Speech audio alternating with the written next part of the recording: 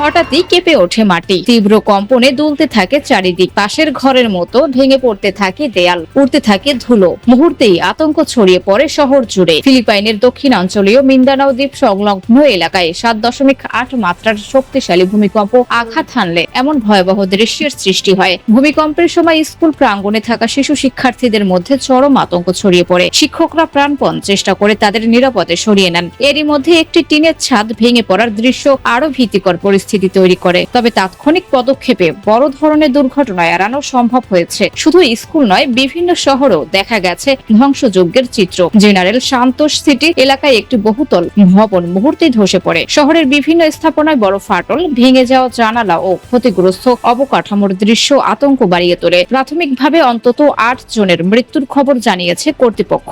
যদিও হতাহতের সংখ্যা আরো বাড়তে পারে বলে আশঙ্কা করা হচ্ছে। শিক্ষা প্রতিষ্ঠান সাময়িকভাবে বন্ধ ঘোষণা করা হয়েছে এবং ক্ষয়ক্ষতি নিরূপণে কাজ চলছে। এদিকে ভূমিকম্পের পর নতুন করে সুনামির আশঙ্কা দেখা দিয়েছে। সতর্কবার্তায় বলা হয়েছে উপকূলে 3 মিটার পর্যন্ত উচ্চতায় ঢেউ আঘাত হানতে পারে। পাশাপাশি প্রতিবেশী দেশগুলোতেও প্রভাব পড়ার সম্ভাবনা রয়েছে।